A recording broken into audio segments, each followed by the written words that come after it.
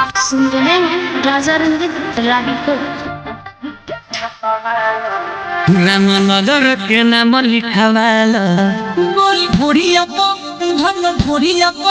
रंगदार के लोग लगालो अरे आई बारू सीता में नाचे दाई मारा बा परल बा पाचे भेला ही नजर कहिले बतोरा कटोरिया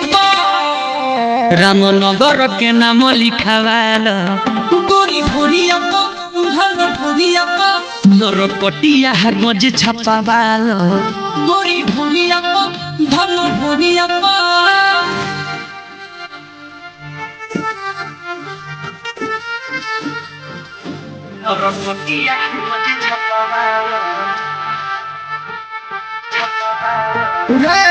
साथी जनपटिया कुमारो बागो में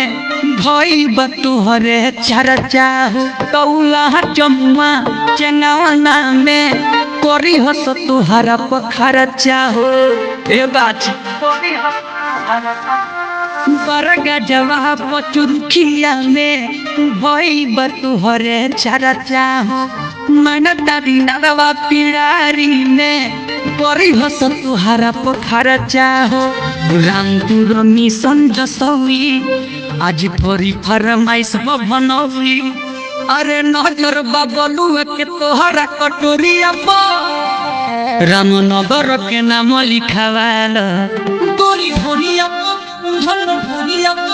नरकटिया गज छपावालो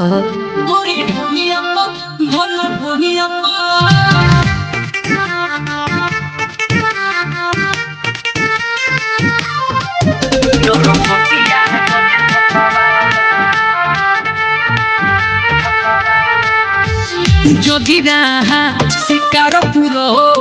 बोलथर में मीठ बतियाई हो धन कुटाबा गौरीपुर में कहोनो लइका पटाई हो अरे पट जाएगा गोखुला में मथुरा में सिंहासनी में मीठ बतियाई हो रामनगरी बस्ता में